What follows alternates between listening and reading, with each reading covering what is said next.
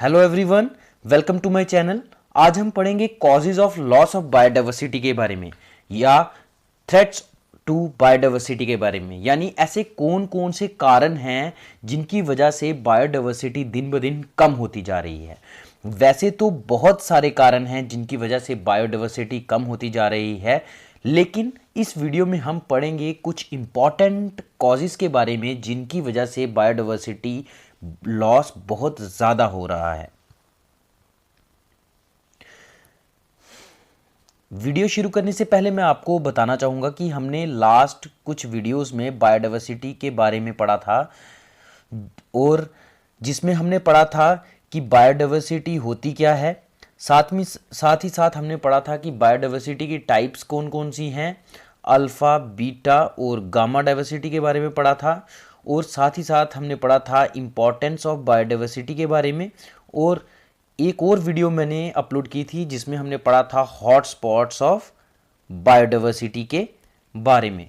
तो आज हम पढ़ने जा रहे हैं उन कॉजेज़ के बारे में जिनसे जो है बायोडाइवर्सिटी का लॉस बहुत ज़्यादा होता है। तो कुछ जो कॉजेज़ हैं वो हैं habitat loss, climate change, over exploitation, invasive alien species, pollution, poaching, man wild life conflicts, और लास्ट में आता है फिलिंग ऑफ वेटलैंड्स। तो सबसे पहले हम बात करते हैं अल्टरेशन एंड हैबिटेट लॉस की। तो हैबिटेट लॉस जो है किस तरह से रोल प्ले करता है बायोडाइवर्सिटी लॉस में। तो सबसे पहले मैं आपको बता दूं कि हैबिटेट का मतलब हुआ किसी भी ऑर्गेनिज्म का लिविंग एरिया। तो मेजरली जो बायोडाइवर्सिटी है उसका लिविंग एरिया नेचुरल इन्वायरमेंट है। और नेचुरल इन्वायरमेंट कब कम होती है, नेचुरल इन्वायरमेंट का लॉस कब होता है, जब हम ह्यूमंस जो है अपनी नीड्स को पूरा करने के लिए जो है नेचुरल इन्वायरमेंट को या तो ट्रांसफॉर्म करते हैं या मॉडिफाई करते हैं। तो ये बहुत ही सिग्निफिकेंट कॉज है बायोडाइवर्सिटी लॉस का।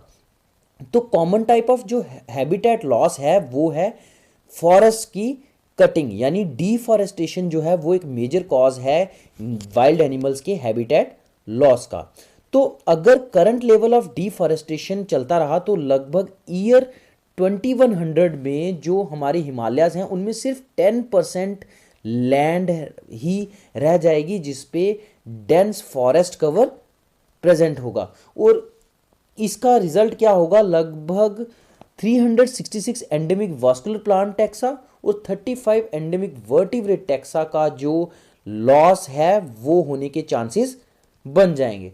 और हम बात करें हिमालयाज की तो पर्टिकुलरली जो सब ट्रॉपिक और टेम्परेट फॉरेस्ट हैं वो हिमालयाज में पाए जाते हैं। और अगर इन फॉरेस्ट का लॉस होता है, यानी ये भी एक हैबिटेट है, तो अगर इन फॉरेस्ट का लॉस होता है तो मेजरली जो हमें एक्सटिंक्शन देखने को मिलेगा वो होगा कैट फैमिली का, यानी फेलिडी फैमिली का, जैसे कि टाइगर हो गया, पैंथरा, टिग्रिस हो गया, ऐसे एनिमल्स का जो है एक्सटिंक्शन होने का बहुत ज़्यादा चांसेस बन जाएंगे। तो इसके साथ साथ अगर टॉप प्रीडेटर ख़त्म होता है तो सब्सिक्वेंट जनरेशन जो उससे लोअर एनिमल्स हैं वो भी ख़त्म हो जाएंगे, जिससे बायोडाइवर्सिटी लॉस होगा। तो इस इफ़ेक्ट को बोलते हैं कैस्केड इफ़ेक्ट।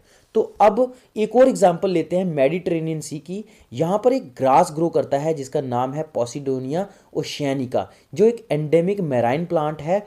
और ये जो मेडिटेरेनियन सी है इसके सैंडी बॉटम्स में ये बहुत बड़े बड़े ग्रास मीडोज बनाता है। तो ये जो ग्रास है ये मेडिटेरेनियन सी के इक्विलिब्रियम को बनाए रखने में बहुत ज़्यादा इंपॉर्टेंट है, स्पीशीज़ रिचनेस को बनाए रखने में बहुत ज़्यादा इंपॉर्टेंट है।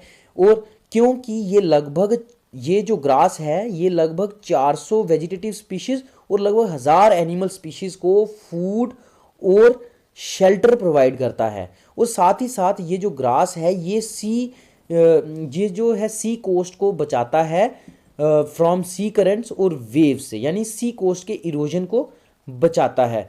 तो क्या हो रहा है, मेडिटेरेनियन सी में बहुत ज़्यादा फिशिंग होती है। तो फिशिंग की वजह से क्या हो रहा है, जो फिशिंग नेट्स हैं या और कोई मैकेनिकल कॉजेज़ हैं जिनकी वजह से ये जो ग्रास है दिन ब दिन कम होता जा रहा है। और ये जो ग्रास है मैंने आपको बता दिया ये बहुत इंपॉर्टेंट है मेडिटेरेनियन सी के इक्विलिब्रियम और स्पीशीज़ रिचनेस को बनाए रखने के लिए।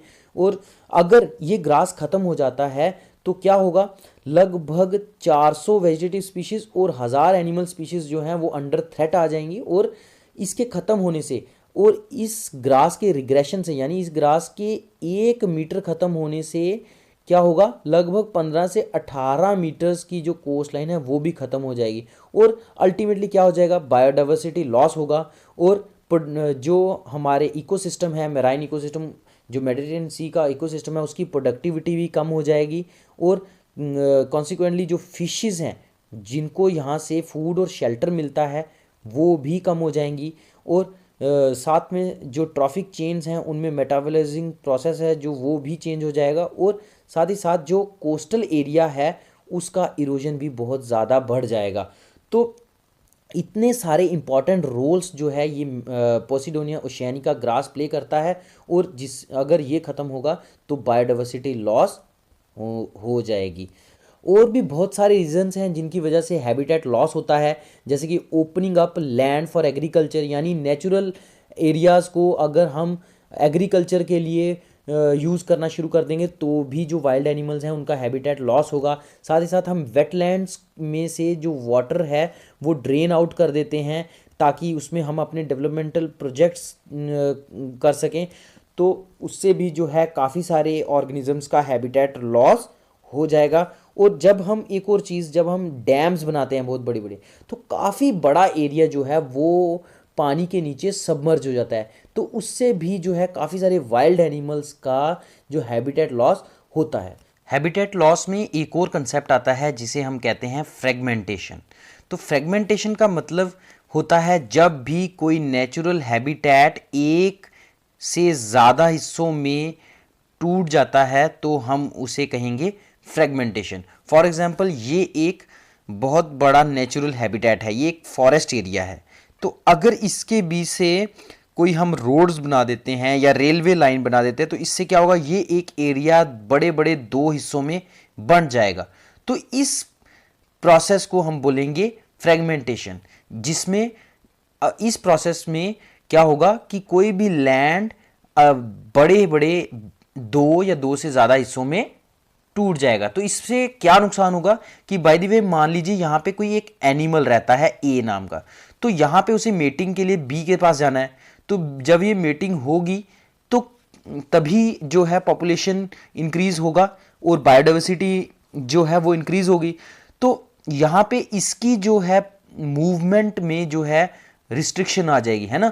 ये जो फ्रेगमेंटेशन की वजह से क्या होगा, ये फ्रीली जो है इस एरिया में मूव नहीं कर पाएगा, जिसकी वजह से क्या होगा, इसके रिप्रोडक्टिव साइकिल में जो है काफ़ी सारी प्रॉब्लम्स आएंगी, जिस और मे भी हो सकता है ये बाय द वे ट्रेन के साथ टकरा कर इसकी डेथ हो जाए, तो इससे भी क्या होगा, इसकी पॉपुलेशन इंक्रीज नहीं होगी। तो अल्टीमेटली जब ये फ्रेगमेंटेशन का बहुत ज़्यादा इफेक्ट पड़ेगा इसकी लाइफ पे, तो क्या होगा कि ये इसकी पॉपुलेशन जो है वो भी कम होती जाएगी, और पॉपुलेशन कम होने की वजह से धीरे धीरे ये जो ऑर्गेनिज्म है एक्सटिंक्शन की ओर चला जाएगा, और जिससे क्या होगा, बायोडाइवर्सिटी लॉस होगा। फॉर एग्जांपल हम बात करते हैं कॉन्गो बेसिन, अफ्रीका के जो है कॉन्गो बेसिन में पाए जाने वाले एलिफेंट्स की, तो इनको जो है बहुत बड़ा एरिया चाहिए अपनी मूवमेंट के लिए, है ना। लेकिन क्या होता है, फ्रेगमेंटेशन की वजह से इनकी मूवमेंट जो है काफ़ी हद तक अल्टर हो जाती है। उसके बाद एक और हम एग्जांपल लें जो एम्फीबियंस हैं, जैसे कि ग्रीन फ्रॉग्स जो कि राना एस्कुलेंटा है, और कॉमन टोड जो है जिसे हम बूफो कहते हैं साइंटिफिक नेम जिसका है। इनको क्या है, इनकी जो मूवमेंट है काफ़ी स्लो और क्लमजी मूवमेंट होती है। तो ये जब मूव करते हैं रात को तो क्या होता है, इनको एसफाल्टेड रोड्स यानी जो रोड्स हैं उनको क्रॉस करके जाना पड़ता है। तो जब ये क्रॉस करते हैं तो इनके मिलियंस ऑफ जो स्पेसिमेंस हैं, एम्फीबियंस हैं, ये जो फ्रॉग्स हैं ये मारे जाते हैं। तो उसकी वजह से क्या होता है, ये अपना रिप्रोडक्टिव साइकिल कंप्लीट नहीं कर पाते, और क्या होता है, इनकी जो पॉपुलेशन है वो कम होती जा रही है, और इससे क्या होगा, बायोडाइवर्सिटी लॉस हो जाएगा। अब हम बात करते हैं क्लाइमेट चेंज के बारे में, कि यानी क्लाइमेट चेंज किस तरह से बायोडाइवर्सिटी लॉस में रोल प्ले करता है। तो सबसे पहले हमें पता है कि पॉपुलेशन बढ़ती जा रही है उसके साथ इंडस्ट्रियलाइजेशन भी बढ़ती जा रही है, जिससे क्या हो रहा है, ग्रीन हाउस गैसेस जो है वो भी दिन ब दिन बढ़ती जा रही हैं। और ये जो ग्रीन हाउसेस के बढ़ने की वजह से हो रहा है क्लाइमेट चेंज, और क्लाइमेट चेंज की वजह से हो रहा है बायोडाइवर्सिटी लॉस। तो क्लाइमेट चेंज क्या होता है, क्लाइमेट चेंज की वजह से क्या होता है, किसी भी एरिया का क्लाइमेट पैटर्न ही चेंज हो जाता है। और क्लाइमेट पैटर्न के चेंज होने से क्या होता है, वहाँ की जो स्पीशीज़ हैं उन्हें अनईजीनेस हो जाती है, यानी वहाँ पे वो रहने में जो सक्षम हैं वो नहीं रहती हैं, क्योंकि उनका जो है क्लाइमेट ही चेंज हो गया। और कुछ स्पीशीज़ तो क्या करेंगी, अडाप्ट कर जाएंगी, कुछ स्पीशीज़ उन कंडीशंस को अडाप्ट कर जाएंगी, और कुछ स्पीशीज़ जो है वहाँ से मूव कर जाएंगी, उधर से उस जगह से दूसरी जगह चली जाएंगी। और जो स्पीशीज़ वहाँ से मूव नहीं कर पाएंगी या अडाप्ट नहीं कर पाएंगी, वो एक दिन क्या हो जाएंगी, ख़त्म हो जाएंगी। और अल्टीमेटली क्या होगा, बायोडाइवर्सिटी लॉस होगा। क्योंकि एक भी अगर स्पीशीज़ ख़त्म होती है तो पूरी फूड चेन पर इफ़ेक्ट पड़ता है, जिसे आपने रिवेट पॉपर हाइपोथेसिस भी आपने पढ़ी होगी। अगर फूड चेन में एक भी ऑर्गेनिज्म जो है उसका लॉस होता है तो पूरी फूड चेन डिस्टर्ब हो जाती है, और पूरी की पूरी स्पीशीज़ जो हैं वो under the threat of extinction आ सकती हैं। तो ये जो ग्लोबल वार्मिंग है या क्लाइमेट चेंज है, इसकी वजह से क्या हो रहा है कि जो इक्वेटर में रहने वाली स्पीशीज़ हैं, वहाँ इक्वेटर पे धूप वैसे भी बहुत ज़्यादा पड़ती है, और यहाँ पर जब ग्लोबल वार्मिंग होगी तो यहाँ पे टेम्परेचर बहुत ज़्यादा होगा, तो इक्वेटर से जो स्पीशीज़ हैं पोल्स की तरफ मूव करेंगी। जैसे जैसे टेम्परेचर बढ़ता जाएगा तो जो स्पीशीज़ हैं वो पोल्स की तरफ मूव करती जाएंगी, क्योंकि पोल्स में ठंडा मौसम है। तो इससे और साथ ही साथ क्या होगा, जो स्पीशीज़ नहीं मूव कर पाएंगी वो ख़त्म हो जाएंगी और बायोडाइवर्सिटी लॉस होगा। उसके बाद ग्लोबल वार्मिंग या क्लाइमेट चेंज की वजह से फॉरेस्ट फायर्स हो जाएंगे बहुत सारे, उसकी वजह से भी जो है बायोडाइवर्सिटी लॉस होगा। और मास ब्लीचिंग होगा, क्लाइमेट चेंज की वजह से ओशन की एसिडिफिकेशन होगी, और कोरल रीफ्स जो हैं वो ख़त्म हो जाएंगी। और कोरल रीफ्स को हम एवरग्रीन फॉरेस्ट भी ऑफ ओशन कहते हैं। तो ये जो क्योंकि इनमें बहुत सारे ऑर्गेनिजम्स जो हैं वो रहते हैं, ये जो कोरल रीफ्स हैं बहुत सारे ऑर्गेनिजम्स को सपोर्ट करती हैं। तो इससे क्या होगा, कोरल रीफ्स अगर ख़त्म होंगी तो बायोडाइवर्सिटी लॉस भी हो जाएगा।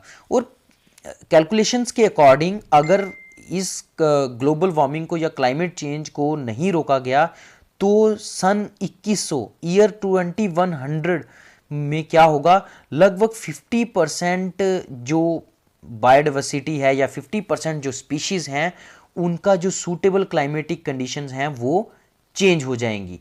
और इस चेंज सूटेबल क्लाइमेटिक कंडीशंस के चेंज होने से क्या होगा, रैपिड बायोडाइवर्सिटी लॉस, ये बायोडाइवर्सिटी लॉस हो जाएगा। और फॉर एग्जांपल हम बात करें गोल्डन टोड है, तो इसकी कमी, इसके कम होने के कारण क्या है, ग्लोबल वार्मिंग है। और पोलर वियर्स का कम होने का कारण भी क्या है, ग्लोबल वार्मिंग है। क्योंकि हर साल लगभग 14% जो ग्लेशियर्स, जो आइस शीट्स हैं, जो आर्कटिक में आइस शीट्स हैं, वो हर साल 14% आइस शीट्स जो हैं वो कम होती जा रही हैं। और ये जो आइस शीट्स हैं पोलर बियर के लिए बहुत इंपॉर्टेंट है, क्योंकि ये जो आइस शीट्स हैं ये पोलर बियर के लिए हंटिंग ग्राउंड का काम करती हैं, यानी as a source of food काम करती हैं। तो अगर यही नहीं रहेंगी, पोलर आइस नहीं रहेगी, आर्कटिक आइस नहीं रहेगी, तो ये जो पोलर बियर की पॉपुलेशन है वो भी कम होती जाएगी, और अल्टीमेटली क्या हो जाएगा, पोलर बियर जो है एक्सटिंक्ट हो जाएगा, जिससे क्या होगा, बायोडाइवर्सिटी लॉस होगा। जैसा कि हमें पता है कि कार्बन डाइऑक्साइड के बढ़ने से क्या हो रहा है, ग्लोबल वार्मिंग हो रही है, और ग्लोबल वार्मिंग की वजह से क्या हो रहा है, क्लाइमेट चेंज हो रहा है। तो अगर एटमॉस्फेयर में कार्बन डाइऑक्साइड बहुत ज़्यादा बढ़ जाएगी, तो जैसा कि हमें पता है कि ओशंस जो हैं सबसे बड़े कार्बन डाइऑक्साइड के सिंक हैं, तो सबसे ज़्यादा कार्बन डाइऑक्साइड ओशंस में ही एब्जॉर्ब होती है। तो जितनी ज़्यादा एटमॉस्फेयर में कार्बन डाइऑक्साइड होगी उतनी ही ज़्यादा ओशंस में भी कार्बन डाइऑक्साइड बढ़ जाएगी, जिससे क्या होगा, ओशन का जो पानी है वो एसिडिक हो जाएगा। क्योंकि ये जो कार्बन डाइऑक्साइड है वो वाटर के साथ मिलके कार्बोनिक एसिड बनाता है। तो अगर ओशन का वाटर एसिडिक होगा तो जो काफ़ी सारे ऑर्गेनिज्म हैं जिनकी बॉडी कैल्शियम कार्बोनेट से बनी है, यानी शेल्स से बनी है, उनकी जो शेल्स हैं वो क्या हो जाएंगी, थिन हो जाएंगी, क्योंकि एसिड के कारण क्या होगा, उनकी शेल्स जो हैं वो डिसॉल्व होना शुरू हो जाएंगी, जिससे क्या होगा उनकी डेथ हो जाएगी। तो इससे क्या होगा, बायोडाइवर्सिटी लॉस होगा। और एक ग्लोबल बायोडाइवर्सिटी आउटलुक रिपोर्ट के अकॉर्डिंग जो हमारे ओशंस हैं वो प्री इंडस्ट्रियल इरा में जब इंडस्ट्रीज नहीं हुआ करती थी उसके कंपैरिजन में आज के जो ओशंस हैं वो 30% ज़्यादा एसिडिक हैं, 30% ज़्यादा एसिडिक हैं, जो क्या करते हैं, वाटर में जो कार्बोनेट आयंस हैं उनको डिप्लीट कर रहे हैं। और इसकी वजह से क्या हो रहा है, काफ़ी सारे मैराइन ऑर्गेनिजम्स जो हैं वो दिन ब दिन डिक्रीज होते जा रहे हैं, जिसकी वजह से बायोडाइवर्सिटी लॉस हो रहा है। अब ओशंस में कार्बन डाइऑक्साइड बढ़ने के कारण क्या होगा, वहां पर ऑक्सीजन बहुत कम रह जाएगी, और ऑक्सीजन कम होने के कारण क्या होगा, बहुत सारे ऑर्गेनिजम्स वहां पर रहने के काबिल नहीं रहेंगे और उनकी डेथ हो जाएगी। और ये जो एरिया है ओशंस का, वो एरिया जहां पर ऑक्सीजन बहुत कम है, उन एरियाज को कहते हैं ओशनिक डेड जोन्स। और ये जैसे जैसे हमारी इंडस्ट्रियल ग्रोथ होती जा रही है उसकी वजह से क्या हो रहा है, ओशनिक डेड जोन्स भी दिन ब दिन बढ़ते जा रहे हैं, यानी ऐसे पानी के एरियाज जहां पर बायोडाइवर्सिटी खत्म हो चुकी है due to the absence of oxygen. और ये जो ओशनिक डेड जोन्स हैं ये मेजरली ह्यूमन पॉपुलेशन जहां पर बहुत ज़्यादा है उसके आसपास पाए जाते हैं। For example Gulf of Mexico की हम बात करें तो उसमें हर साल जब स्प्रिंग सीजन आता है उस टाइम मिसिसिपी रिवर से बहुत ज़्यादा रन ऑफ जाता है, जिसकी वजह से वहाँ पर लगभग 22,000 स्क्वायर किलोमीटर का डेड जोन बन जाता है और वहाँ पर कोई भी लिविंग ऑर्गेनिज्म नहीं पाया जाता। तो ओशन एसिडिफिकेशन या ओशंस में जब ऑक्सीजन की कमी होती है तो उससे भी बायोडाइवर्सिटी लॉस होता है। अब बात करते हैं कोरल रीफ्स की। तो कोरल रीफ्स भी जो है कैल्शियम की जो है उनकी कैल्शियम कार्बोनेट की उनकी जो है उनका स्केलेटन भी कैल्शियम कार्बोनेट का बना होता है। तो ये कोरल रीफ्स जो है क्लाइमेट चेंज की वजह से दिन ब दिन क्या घटती जा रही हैं। और इन कोरल रीफ्स को, जैसा कि मैंने आपको पहले बताया, इनको ओशन के एवरग्रीन फॉरेस्ट भी कहा जाता है और ये बहुत ज़्यादा बायोडाइवर्सिटी को सपोर्ट करती हैं। बहुत सारे प्लांट्स एनिमल्स जो हैं वो कोरल रीफ्स में ग्रो करते हैं। तो ओशंस की जो रिच बायोडाइवर्सिटी है उसको मेजरली जो उसका हैबिटेट है वो कोरल रीफ्स ही हैं। तो अगर ये कोरल रीफ्स ख़त्म हो जाती हैं तो जो उन कोरल रीफ्स में जो बायोडाइवर्सिटी पाई जाती है वो भी अल्टीमेटली ख़त्म हो जाएगी। और इस इफ़ेक्ट को हम बोलते हैं डोमिनो इफ़ेक्ट, यानी जब as the reefs fail so will the other ecosystem, यानी अगर रीफ्स ख़त्म हो जाएंगी तो वहाँ पर जितने भी ऑर्गेनिजम्स पाए जाते हैं वो भी ख़त्म हो जाएंगे। तो इससे क्या होगा, बहुत बड़े लेवल में बायोडाइवर्सिटी लॉस होगा और इससे क्या होगा, ट्रॉपिकल मैराइन लाइफ जो है वो एक्सटिंक्ट हो जाएगी। और लगभग 1/3 इस एक एस्टिमेट के अकॉर्डिंग लगभग 1/3 वर्ल्ड मैराइन बायोडाइवर्सिटी जो है वो क्या हो जाएगी, खत्म हो जाएगी।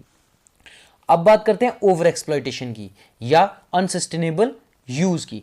तो ओवर एक्सप्लॉयटेशन में क्या होता है कि बायोडाइवर्सिटी की रिप्लेनिश होने की जो स्पीड है, यानी बायोडाइवर्सिटी की दोबारा से ग्रो होने की स्पीड जो होती है उससे भी ज़्यादा स्पीड में अगर बायोडाइवर्सिटी को रिमूव किया जाए तो हम कहते हैं कि बायोडाइवर्सिटी का ओवर एक्सप्लॉयटेशन हो रहा है। और अल्टीमेटली अगर रिप्लेनिश होने की स्पीड से ज़्यादा तेज़ी से जो बायोडाइवर्सिटी यूज़ होगी तो इन द लॉन्ग टर्म क्या होगा कि जो स्पीशीज़ बायोडाइवर्सिटी में पाई जाएंगी वो क्या हो जाएंगी, एक्सटिंक्ट हो जाएंगी। और प्रेजेंटली लगभग वर्ल्ड के 1/3 यानी 1/3 जो एंडेंजर्ड वर्टिब्रेट्स हैं वो ओवर एक्सप्लॉयटेशन का शिकार हैं। और एक फॉर एग्जांपल हम बात करें तो कनाडा का जो न्यू फाउंडलैंड कोस्ट है वहाँ पर किसी समय पर कॉड फिशरी जो थी बहुत ज़्यादा हुआ करती थी, लेकिन due to over fishing, due to over exploitation क्या है, आजकल जो है प्रेजेंट टाइम में ये जो कॉड फिशरी है उस जगह पर बहुत बिल्कुल ख़त्म हो चुकी है। और इसी तरह से कंबोडिया में की बात करें तो वहाँ पर जो फ्रेश वाटर स्नेक्स हैं उनकी जो उनके ऊपर हंटिंग प्रेशर इतना ज़्यादा है कि वो बहुत ज़्यादा कम हो चुके हैं। और उसके बाद बात करें तो एक साइकैड की, यानी ये एक जिम्नोस्पर्म है जो कि एक फॉसिल प्लांट है, एनकिफेलेरेटस ब्रेविफोलियोलेटस। ये एक ऐसा प्लांट है जिसे लोग हॉर्टिकल्चर में यूज़ करते थे और इसका ओवर हार्वेस्टिंग की वजह से ये अब क्या हो चुका है, एक्सटिंक्ट हो चुका है, वाइल्ड यानी एक्सटिंक्ट इन वाइल्ड हो चुका है, यानी ये अब वाइल्ड हैबिटेट में बिल्कुल भी नहीं पाया जाता है। और एक और एग्जांपल है ओवर एक्सप्लॉयटेशन की, जो आप सभी को सुनी भी होगी। एक बर्ड हुआ करता था जिसे हम कहते हैं, जिसका नाम था डोडो बर्ड, जो मॉरिशियस, इंडियन ओशियन के मॉरिशियस आइलैंड में पाया जाता था।